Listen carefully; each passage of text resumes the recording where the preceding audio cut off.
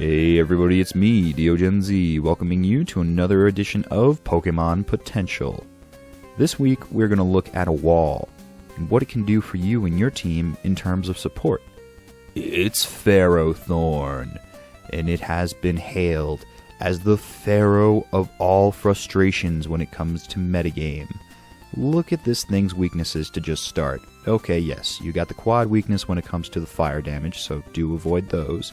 But the only other weakness you have is fighting type. So you're walling dragons and steel and so many others, which gives Ferrothorn a great possibility for switch-ins. Sometimes when it comes to stealth rocks, if that's what you're deciding to use this poke for, depending on how much balance of support and wall you want with this thing, you'd want to use it first. But the good thing about it is that it allows you to have that switchability. Possessing the ability Iron Barbs, it will allow you to switch in on physical moves even better than just resisting them. You'll do some damage when they strike Ferrothorn and its pointy exterior. So if you can predict a physical move coming that you know for sure Ferrothorn will be resisting against, and that you know that the poke that you're switching out on doesn't possess any mixed move set so that it could then, say, send a Fire Blast at Ferrothorn unexpectedly, then switch in on something, and you will get some extra damage in, plus you might actually send that other poke back to its ball. Say you switch out on a fairy type. Well, fairies are so horrible against steel types that they must switch because they themselves are even weak against them. It's one of the few weaknesses fairies possess. So you will send that fairy back home running, which will allow you to set up things like stealth rocks and spikes, if you so choose. And when whatever comes out on the field does, say you don't like it, perhaps, you could even force them to switch once more with Leech Seed. That is, of course, unless they send out a fast fire type. I wouldn't take really any turns to mess around with it, just because since it's its only weakness and it is a quad weakness, there's really no reason to gamble. I would hope that you would have a sweeper to swap out onto the field and take out that fire type way faster. Maybe something with a fire boost ability, a fire absorb, I forget what that was called, that ability that allows you to take fire type damage and convert it into your own firepower. But that ability would be good to include on your team to cover Ferrothorn here.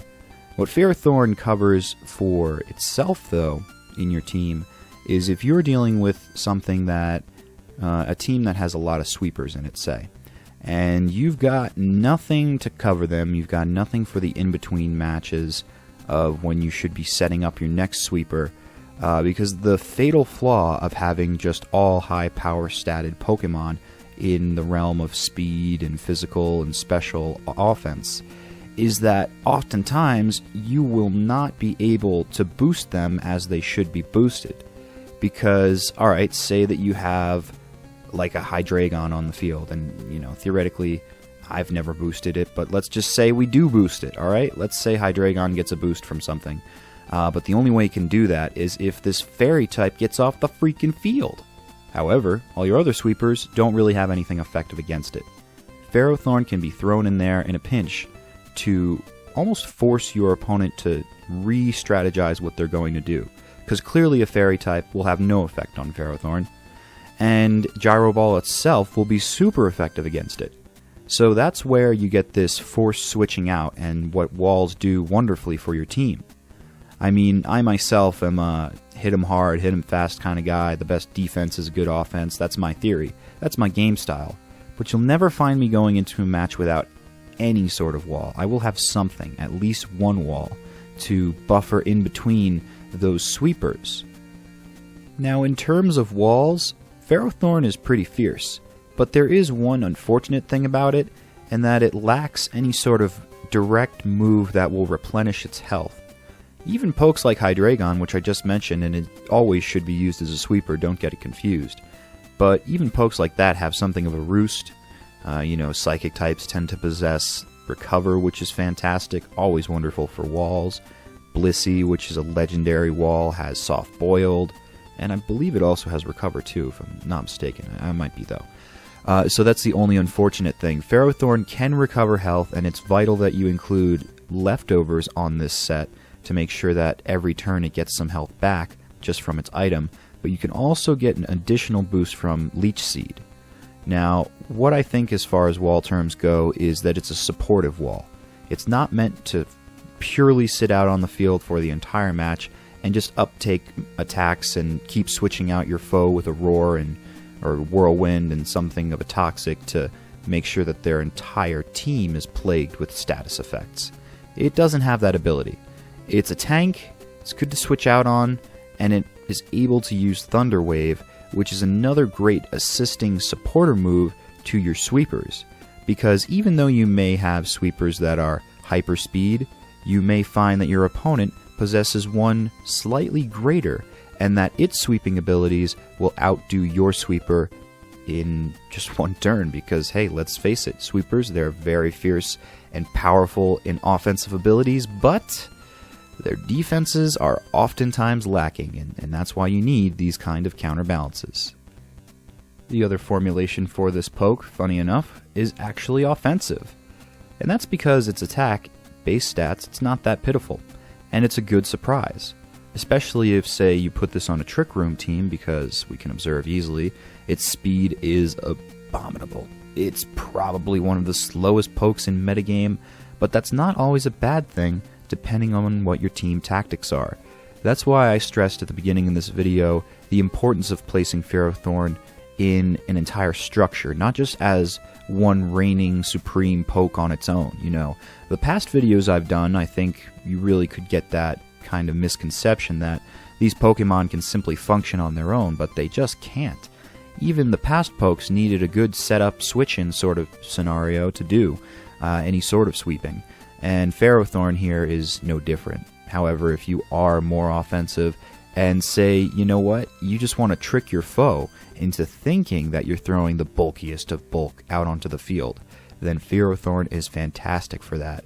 Reallocate those split 252 EVs that were on special defense and physical defense and put them all onto your physical offense, because, as you see, special attack is really nothing special. No, it's not special on this poke, and I don't even think its move pool is really that vast enough to support a special move set. So, don't really have to worry about that at all.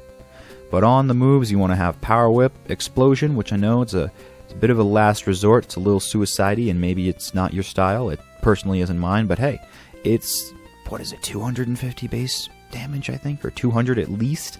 At least, for sure, 200 base damage is being dealt by Explosion. The only thing I need to very much warn you about is if your foe is phenomenal in prediction, then unfortunately, they may put a Phantom on the field. A Ghost type, that's right. And your Explosion will all be for naught. It won't cancel out the explosion. Oh no, it'll let you explode. It'll let you diminish the little bits of Ferrothorn's HP that it has left. However, it's not going to do any damage. All that 200 base that you were trying to throw at your opponent's face is just going to go unheard. So, be careful with that. It's something that can happen, and it's probably the only way that, if your opponent catches on quick, that they would negate that kind of move. Gyro Ball, always good to have on your slow type pokes, because the slower it is, the more damage it does, so that's why we would have that, and say, instead of, say, something like an Iron Head, in case you're curious. And Bulldoze is another good ground type move to include. I don't think it can learn Earthquake, that's why I included Bulldoze on here. Do correct me if I'm wrong, but you can take your chances, I suppose, and try and take out those fire types. The only way I would advise that, though, since you've actually invested some effort values into your physical offense here, and you may have a chance of being strong enough to take down a fire type, the only way it would be advisable is if you are in fact doing that Trick Room tactic that I mentioned earlier. You need to have Trick Room set up beforehand. Do keep in mind it only lasts for 5 turns, so you've kind of got a small window for this setup with the fire type. However, I suppose what you could do, is when a fire type comes, switch back to your poke that can use Trick Room, and then switch back to Ferrothorn, but at that point, you don't have a free switch, so never mind. So that's the fun that we can have with metagame and predicting and all these sorts of things, but don't be over-predicting heavy because, hey, sometimes you just gotta play. And that's why I've provided these sets for you today. So, I've been DeoGenZ, hoping that you've enjoyed this series, Pokemon Potential, and that you will share with your friends. Literally, click that share button, click like, do all those things, because every time you share one of these videos, it enters you in automatically a contest, a chance to win a shiny poke at episode 10. We do it in 10s episodes, every 10 episodes I'll give another shiny away. And this 10 will be a shiny Dratini. So if that piques your interest, please do share. I've been DeoGenZ, and I hope to see you next week.